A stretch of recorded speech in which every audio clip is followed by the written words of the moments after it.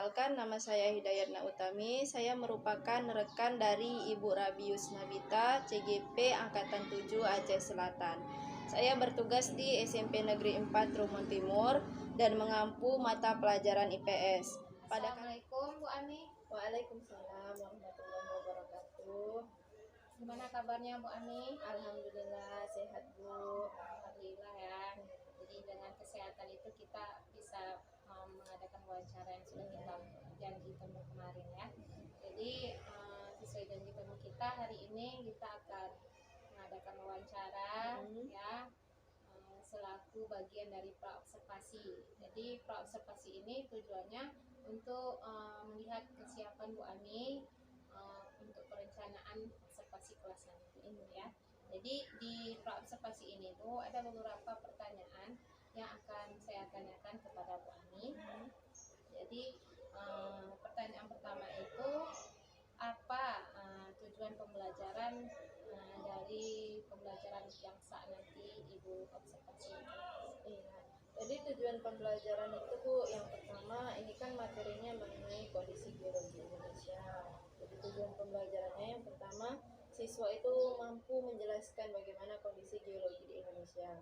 Kemudian setelah itu siswa harus mampu menjelaskan kondisi geologi tersebut dan hubungannya dengan kehidupan sosial, ekonomi, dan budaya masyarakat. Setelah itu, yang terakhir, siswa diharapkan mampu mempresentasikan mengenai kondisi geologi tersebut beserta implikasinya atau pengaruhnya terhadap kehidupan sosial, ekonomi, dan budaya. Dari yang saya dengar berarti ada 3 ya tujuan pembelajaran yang ingin Ibu Ani sampaikan nanti, dan itu yang menjadi tujuan selama pembelajaran observasi kelas ini ya. Jadi dari ketiga itu, ini sebelumnya kan Ibu Ami sudah pernah melakukan pembelajaran di kelas ya. Kira-kira apa yang menjadi kendala selama Ibu Ami dalam pembelajaran di kelas sehingga nanti perlu ada area pengembangan yang hendak Ibu capai ke depan? Iya, jadi selama ini saya menyampaikan tentang materi ini tuh siswa terlihat malas-malasan dalam menerima materi ini.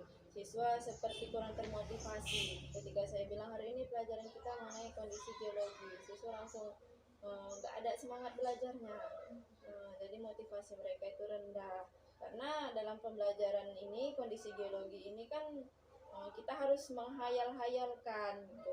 Selama ini saya kan hanya bercerita kepada siswa bahwa kondisi geologi Indonesia itu terdiri atas 3 lempeng, ini lempeng ini, lempeng ini, dan sebagainya.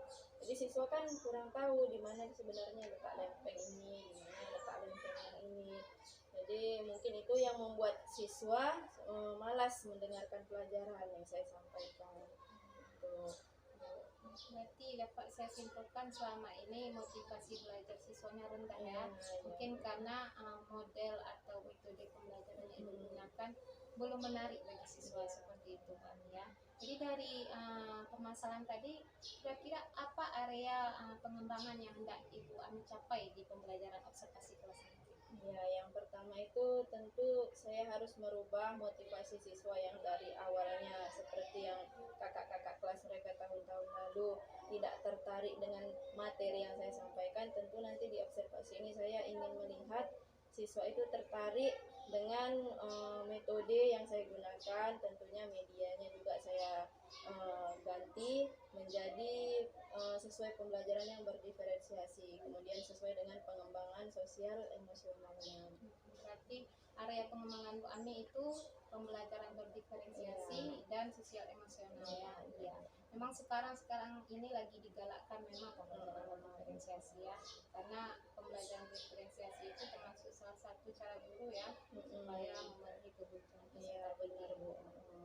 Jadi Bu Ami kan sudah jelas ini ya area pengembangan yang Ibu Ami ingin laksanakan itu pembelajaran berdiferensiasi dan sosial emosional. Jadi dengan area itu kira-kira strategi apa yang Ibu Ami persiapkan? Iya, yang pertama itu saya menggunakan tentu metode saintifik supaya di sini ada keterlibatan siswa di dalam belajar. Jadi bukan melulu hanya dari guru, tetapi siswa juga ikut terlibat.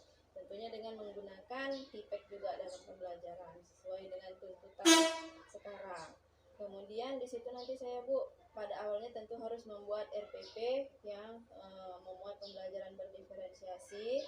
Setelah itu yang kedua, untuk membangkitkan motivasi siswa ini, di sini saya menggunakan media pembelajaran yang tentunya memuat memuat media yang bisa menarik motivasi siswa. Jadi selama ini kan kita lihat siswa itu tidak semuanya sama. Jadi ada yang dia bisa menerima pembelajaran dengan melihat video, ada yang dengan membaca atau hanya mendengarkan saja. Jadi nanti di sini saya membuat media yang mencakup, di situ ada videonya, kemudian di situ ada tulisan-tulisannya, dan kemudian saya sertakan juga gambar-gambar ataupun video-video animasi-animasi yang menarik siswa, karena ini kan masih anak kelas 7, jadi saya berpikiran bawaan-bawaan SD-nya masih ada gitu Bu. Jadi kan harus menggunakan gambar yang berupa animasi tetapi berkaitan dengan materi pelajaran gitu nanti. Kemudian yang kedua, saya di sini supaya meningkatkan motivasi juga saya menggunakan ice breaking. Gitu Bu. Jadi nanti begitu siswa bosan di dalam menerima materi, nanti saya selingi dengan ice breaking, kemudian dilanjutkan lagi dengan penyampaian materi. Seperti itu. Sangat bagus ya strategi yang Bu Ami persiapkan. Saya jadi penasaran bagaimana nanti pembelajaran di kelasnya. Strateginya cukup bagus, mulai dari penyusunan RPP-nya, kemudian pendekatan dan metodenya, ya, kemudian medianya, ya. Ibu Ami sudah menunjukkan kalau dari persiapan Ibu Ami itu sudah nampak yang berdiferensiasi dari medianya, ya. Jadi semoga saja pembelajaran nanti saat observasi kelas itu apa yang sudah Ibu Ami rencanakan tercapai, dan kalaupun ada sedikit kendala nanti kita sama-sama melakukan refleksi diri, ya. Kemudian Bu Ami, kira-kira ini saat misalnya nanti di pembelajaran ada kekurangan dan sebagainya, kan ada namanya refleksi, ya. Jadi bagaimana Bu Ami bisa merefleksikan diri ke depannya? Tentunya kita kan hanya bisa merencanakan ya Bu, kondisi di kelas itu sangat menentukan bagaimana hasilnya. Jadi yang dapat saya refleksikan di sini, ketika terjadi kegagalan, saya akan mencari solusi, kira-kira bagian yang gagal ini bagaimana harus bisa diperbaiki dengan dengan jalan lain. Misalnya ketika siswa kurang tertarik dengan ice breaking, mungkin saya cari lagi hal-hal yang lain yang bisa membangkitkan motivasi siswa. Jadi menurut saya dengan bangkitnya motivasi siswa, pasti hasil belajarnya juga semakin bagus.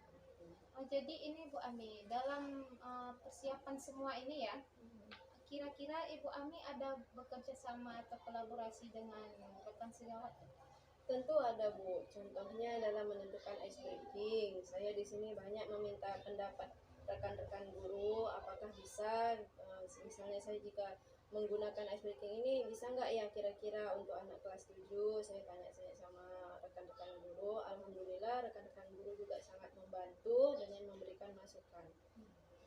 Berarti ada ya kerjasama dan kolaborasinya, itu sangat bagus Bu Ami. Ini kan namanya kita pembelajaran, ya, kolaborasi dan dari persiapan Bu Ami sudah sangat mantap, ya. Saya doakan semoga observasi kelas nanti berjalan lancar dan tujuan yang diharapkan tercapai, ya.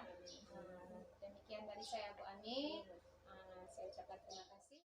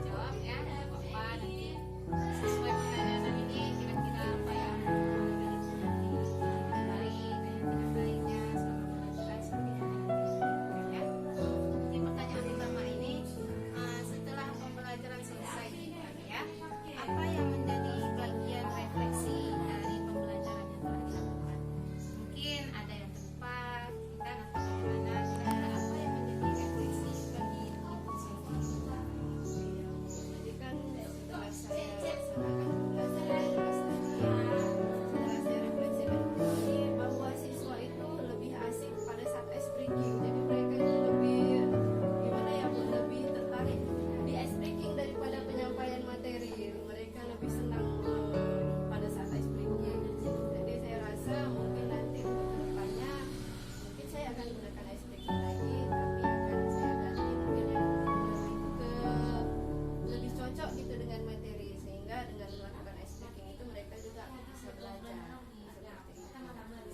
Nanti ice breakingnya ya.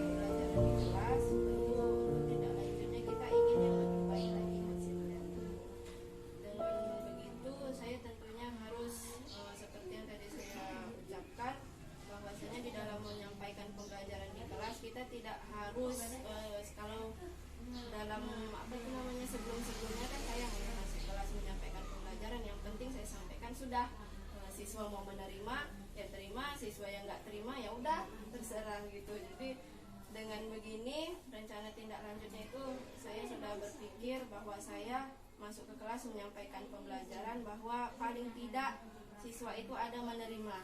Dari 100% paling tidak 25% ada diterima siswa. Jadi begitulah Bu, saya akan menggunakan strategi-strategi yang mungkin bisa membuat siswa itu lebih tertarik untuk belajar. Kemudian tentunya dengan pembelajaran yang berdiferensiasi itu. Jadi strategi sebelumnya kan Ibu menggunakan pendekatan saintifik, dipek. Apakah selama pembelajaran itu sudah terpenuhi? Alhamdulillah sudah bisa terpenuhi Bu, walaupun ya tempat kita ini dalam penggunaan teknologi masih bisa dikatakan di bawah rata-rata seperti itu. Tapi nanti untuk kedepannya saya akan berusaha semoga siswa-siswa kita bisa mengenal bagaimana penerapan teknologi di dalam belajar itu.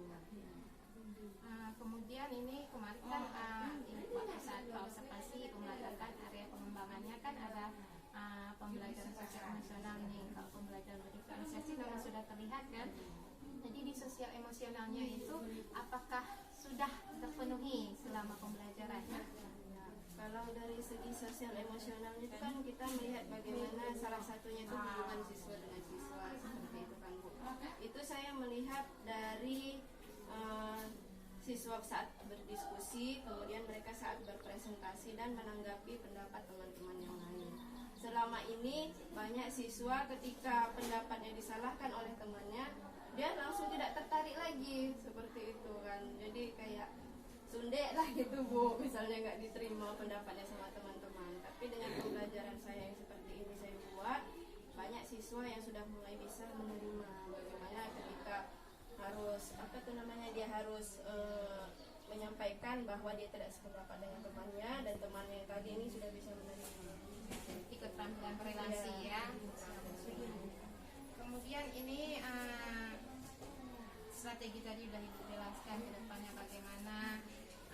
Menurut Ibu kira-kira nih ke depan siapa yang akan Ibu libatkan supaya pembelajaran yang Ibu terapkan di kelas akan menjadi lebih baik? Ya, tentunya sangat banyak yang akan saya libatkan. Salah satunya itu tadi termasuk kepala sekolah. Kita kan tentu harus berkomunikasi juga dengan kepala sekolah dan juga rekan-rekan guru yang lain. Mungkin nanti akan saya juga libatkan orang tua siswa berkaitan sama tugas-tugas siswa di rumah. Yang ingin saya terapkan ke depannya, mudah-mudahan bisa terwujud. Bagaimana dengan kolaborasi dengan rekan sejawat? Dalam kolaborasi dengan rekan sejawat tentu saya sangat sangat menerapkannya gitu lah. Termasuk seperti yang pembelajaran saya sampaikan tadi, bahwasanya dalam pemilihan SBK sebelumnya saya juga meminta pendapat rekan sejawat. Saya tanya jika saya terapkan SBK ini pada saat menyampaikan di kelas 7 kira-kira bisa atau tidak, dan alhamdulillah banyak sekali tanggapan dari mereka sehingga saya pun nggak kebingungan lagi untuk memilih. Nanti kedepannya kolaborasinya terus ditingkatkan seperti itu Bu Ami ya.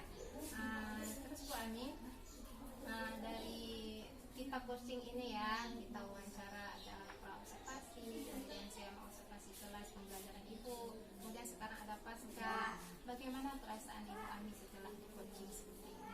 Ya alhamdulillah bagi saya sendiri saya sangat senang ya Bu, selain menambah ilmu pengetahuan saya, menambah wawasan saya, dan lebih lagi saya juga bisa untuk perbaikan ke diri saya sendiri, bahwasanya saya nggak bisa terus-terusan harus seperti ini, saya harus bergerak, saya harus berubah jadi guru yang seperti ini gitu. Jadi adalah pikiran saya ke depannya menjadi lebih baik lagi. Alhamdulillah Bu Ami ya, semoga kita bisa bersama-sama ya memberikan pembelajaran yang lebih baik kepada murid dan bisa melaksanakan pembelajaran berdiferensiasi, sosial emosional dan berbudaya positif seperti harapan kita. Terima kasih Bu Ami atas kerjasama dan waktunya. Saya ucapkan terima kasih.